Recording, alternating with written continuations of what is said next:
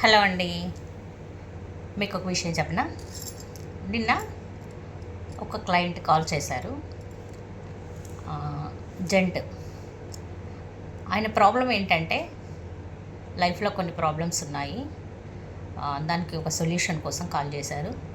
కానీ అందులో మీతో డిస్కస్ చేయాల్సిన ఒక పాయింట్ ఏంటంటే తన ఫ్యామిలీ ఇంట్లో వాళ్ళు కానీ తన వైఫ్ కానీ ఎప్పుడైనా ప్రాబ్లం వచ్చినప్పుడు ఏడిస్తే తనని ఇన్సల్ట్ చేస్తున్నారంట.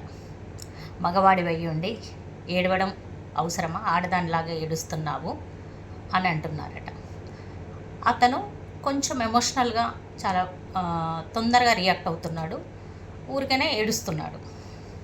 కానీ ఇక్కడ మనం ఒక పాయింట్ డిస్కస్ చేయాలండి.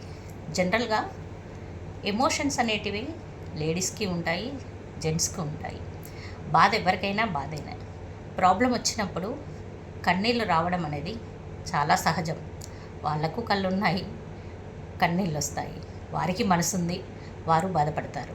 కానీ మన సొసైటీ చిన్నప్పటి నుంచి మనల్ని మగవాళ్ళు ఏడవద్దు, మగవాళ్ళు అయ్యుండి ఏడుస్తారా, ఇచ్చిచి ఆడపిల్లల్లాగా ఏడుస్తావా అంటే ఇలాంటి మాటలతో మనల్ని పెంచి మనకు ఒక అలాంటి వాతావరణం అలవాటు చేశారు. అంటే మన దృష్టిలో, మన సొసైటీ దృష్టిలో ఆడవాళ్ళే ఏడవాలి, మగవాళ్ళు అనేవాళ్ళు అసలు ఏడవకూడదు అని.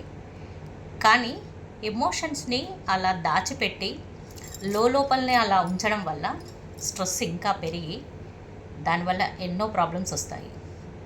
ఎందుకు ఏడవకూడదు? ఏడుస్తే ప్రాబ్లం ఏమున్నది? నిజంగా సైన్స్ ప్రకారం చూసుకుంటే లేడీసే జెంట్స్ కంటే చాలా స్ట్రాంగ్ ఉంటారు మెంటల్లీ.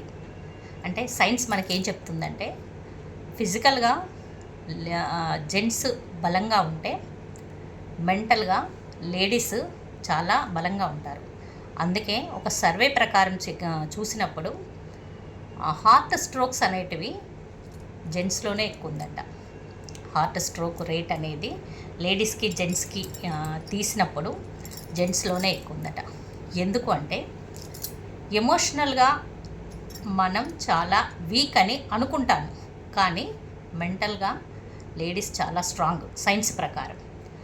అందున ఒకటి మనం ఏం చేస్తామంటే ప్రాబ్లం రాగానే సహజంగా లేడీస్ ఎవరైనా ఏడ్చి ఆ ఎమోషన్ని, ఆ బాధని, ఆ స్ట్రెస్ని బయట పెట్టేసుకుంటారు. కానీ జెంట్స్ అలా కాదు కదా. వాళ్ళు ఏడవలేక, దానికో మార్గం లేక, అది బయట చెప్పుకోలేక ఆ స్ట్రెస్ని అంతా భరించి వాళ్ళ హార్ట్కే ప్రాబ్లం వస్తుంది. లేడీసా జెంట్సా అనేది పక్కకు పెడితే బాధలు అనేటివి చాలా సహజం. Thank you.